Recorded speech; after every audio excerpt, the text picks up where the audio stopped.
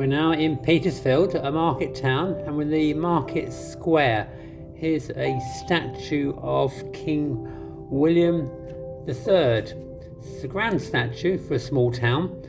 This is because it originally stood in front of the Grand Petersfield House. The mansion was the home of Sir William Jolliffe, who was MP for Petersfield in the mid-18th century to the late 19th century. The Jolliffes were the same people who had their own seats in the church, their own private entrance to the church, and the statue was cast as a symbol of Protestantism and liberty to confront the Catholic King James II. And James II was actually just deposed in 1688 and was the last Catholic king of the United Kingdom. So the statue shows King William III gallantly riding on a horse in a Roman costume, Roman armour, and a sword by his side. The market square has been used constantly since its foundation, and it's one of the few towns in the south of England that still hold the market on the original site.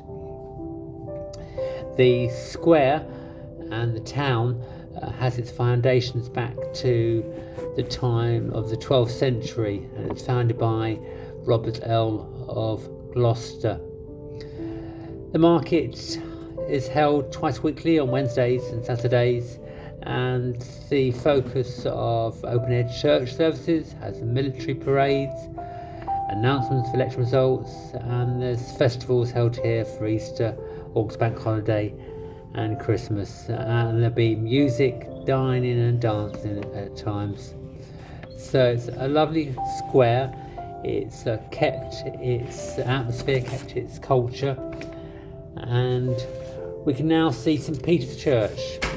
This was set in the site of Petersfield before the actual town came. The name Petersfield means St Peter's in the Veld, which Veld means an open or clear space.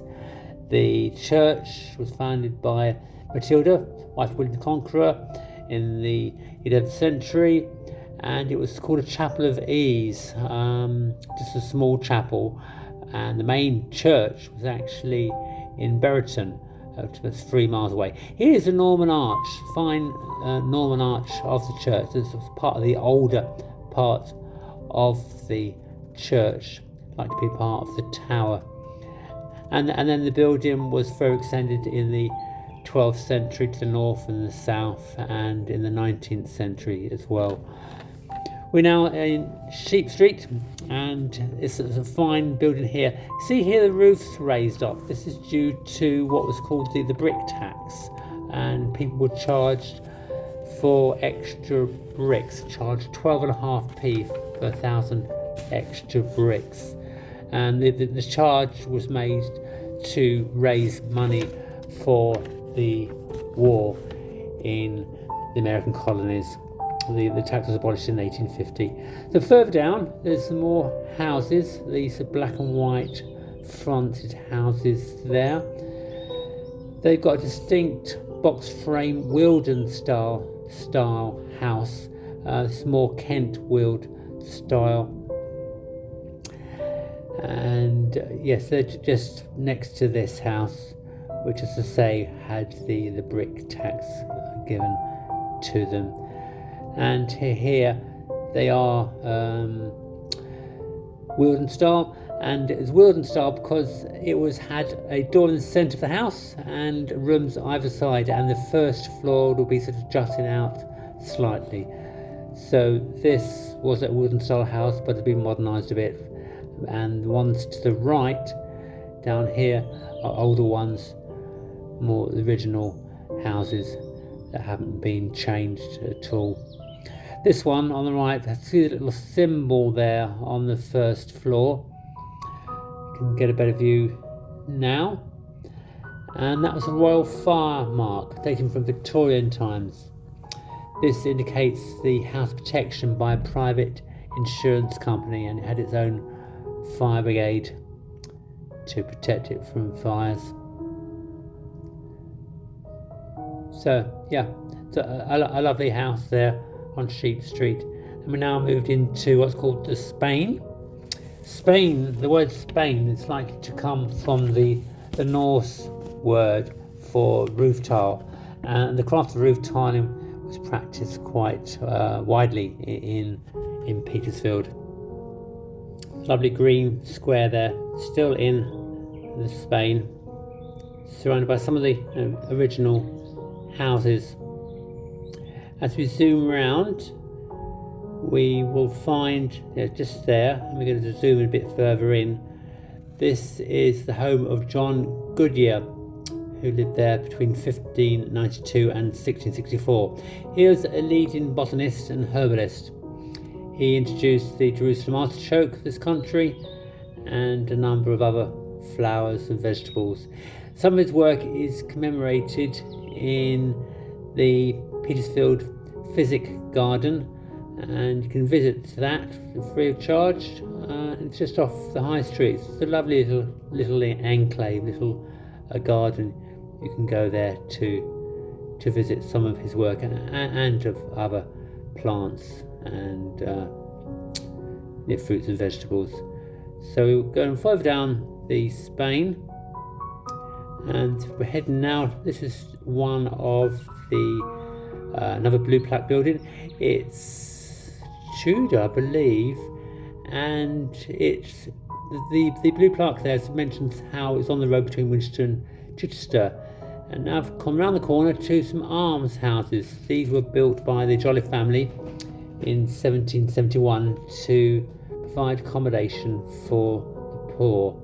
And the stone up there is the original dedication stone, which mentions the Jolliffe family who dedicated the accommodation for the poor. We're now walking further down the street, heading back towards Market Square. So we've done a little circle, very pleasant houses, not too many building spots, and quite a few original buildings here. Here's the post office, and it's actually a girls' cafe, but it's kept within the original building, just to the right there on the corner there. And as we zoom around, we'll be able to see the church again, and behind the tree is the statue of King William. We're now heading down St Peter's Road, and there you can see the old police station. It now houses a museum and art gallery. The police station was built in 1858, second oldest in the country. The first was at Romsey, built in 1857. And in there you can see the original horse stable blocks, the stable boys room, water pump, all in the rear yard. And on the first floor there contained accommodation for the police superintendent. Down below in the cells, in the cellar, there's 3 cells which you can also visit. So yes, well worth a visit if you get a chance to go. So it's open during the day, Tuesdays to Saturdays, and it's £8 at the moment. Under 18s is free. So a lovely building. That's the old police station, now a museum and art gallery. So we now walk further down the street and round to the left, and we see across the road there the Red Lion. It's a large coaching inn, could hold up to 100 horses, stable for 100 horses. Built in 1711, then modified in 1734 by the Jolliffe family who brought it up. There'd be a lot of military and naval traffic passing here, and so it was well used. Also became an area for meetings, formal dinners, and accommodated a ballroom as well. So quite a large, important coaching inn for its time. Here we have the Corn Exchange, just here, and then we sort of go further around to some other shops. This is going down the high street, the main high street, and further around, as we zoom around, we should be seeing the Walmore, or here it is, the Walmore in the centre of the high street. an old bank, and then next to that is the home of a number of mayors of Petersfield from the 17th and 18th century. It also housed, it was a home of John Tilby, a draper, and his grandson was the Right Honourable George Thomas, who was the Speaker of the House of Commons.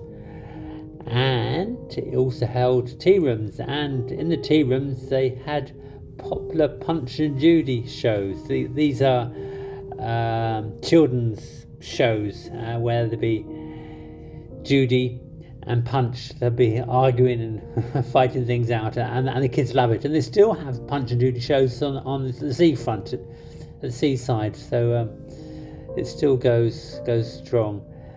And who knows, George Thomas, the Speaker of the House of Commons, he might have been watching these Punch and Judy shows and got an idea for how to manage the House of Commons. Who knows? Anyway, that's the way it was held. The tea rooms there were held there for 50 years, from the 1930s onwards, and before that, the home for the mayors of Petersfield for over 200 years. Now back in the square, and back to see the old Corn Exchange, where they held concerts and plays, and even circuses were held there, and the animals were paraded down the high street. After that, it's converted back to shops in 1929. And if we zoom further around to the right, just in that building jutting out there, that was a building leased by Magdalen College in Oxford, University of Oxford, and a few others were as well in the town. And from the 1840s, it was a draper's shop, a tailor's, a clothes shop, and Charles Rowland took it over in 1880. You can see there on the sign, Rowland's Interior. So they took over the shop in 1880, Rowland's Interiors, and they had it there for 120 years. It's now Cafe Nero's. As you can see, the square, and there's the statue again. Square is a lovely place which is surrounded by cafes, you can buy an ice cream. So it's a lovely place to sit out during the day. This is a modern part of the shops just off the square. And there are large Waitrose and other shops you can go to.